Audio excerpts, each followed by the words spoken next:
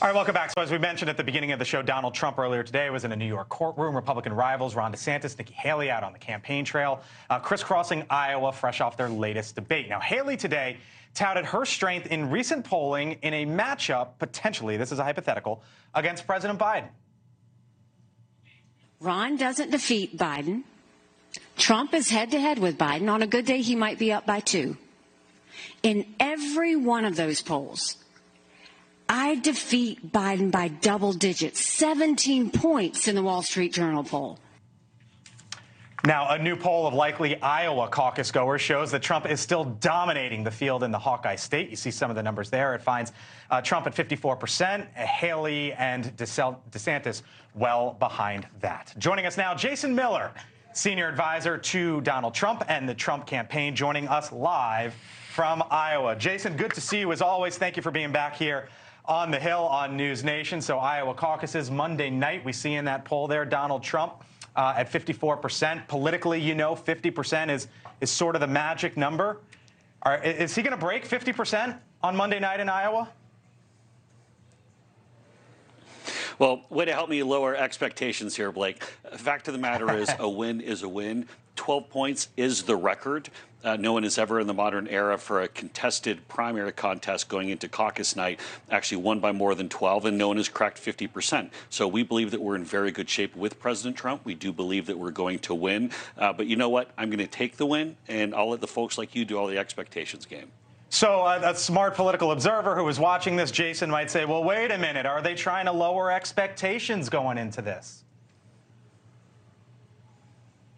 Well, President Trump is going to win on caucus night. He's going to win in New Hampshire. He's going to win the nomination, and then he's going to defeat crooked Joe Biden when we get to November. However, the win is the win. I think if we're talking about the margins, then we're getting a little bit distracted here. Fact of the matter is President Trump has put together a very serious, very strong ground game here in Iowa. And watching the folks, I mean, it doesn't matter if it's a snow, we have a blizzard forecast, everything going on. Our people are out putting up signs, knocking on doors.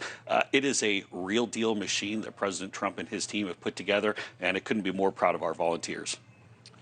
Nikki Haley, I've seen you on social media going after Nikki Haley, the campaign, the super PAC going after Nikki Haley. Latest commercial, for example, on Nikki Haley, against Nikki Haley, and I'll get your reaction on the other side. Americans were promised a secure retirement. Nikki Haley's plan ends that. Haley's plan cuts Social Security benefits for 82% of Americans. Trump will never let that happen. Okay, never let that happen. But, Jason, you know this, I know this, everyone in Washington knows this. That thing's going insolvent, Social Security, in 10 years. Something has to happen, Jason, with Social Security. So what is Donald Trump, I'm wondering, willing to do with Social Security to make sure it doesn't go insolvent? I do believe that President Trump can strengthen Social Security and Medicare and make sure that we don't have to go and start cutting benefits, which is exactly what Nikki Haley and Ron DeSantis plan to do. We've seen Nikki Haley say they should be raised up closer to life expectancy, in which case that would be more like 77, 79 years old, if you're a woman, perhaps. So I think that's really the question for Nikki Haley is, does she want the retirement age to be at 77 or 79? Which benefits is she going to cut? Well, I'm asking, Blake, here's the reality. I'm asking you, what would Donald Trump change? Folks right. Yeah, I'm saying the first thing is we have to get the economy going again, get that back on track, and get that growing in a way that it should. That's going to be one of the biggest things there. President Trump will continue to reform it as we get into the general election. I imagine he'll be laying out additional plans to that point.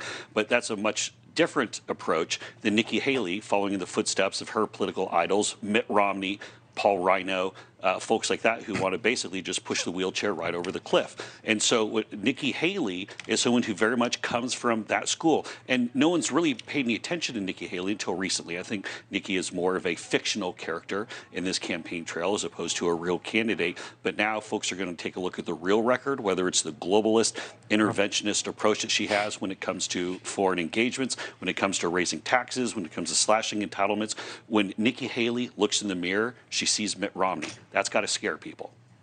Thank you for watching. And make sure you go to joinnn.com to find NewsNation on your television provider. And don't forget to click the red subscribe button below to get more of NewsNation's fact-driven, unbiased coverage.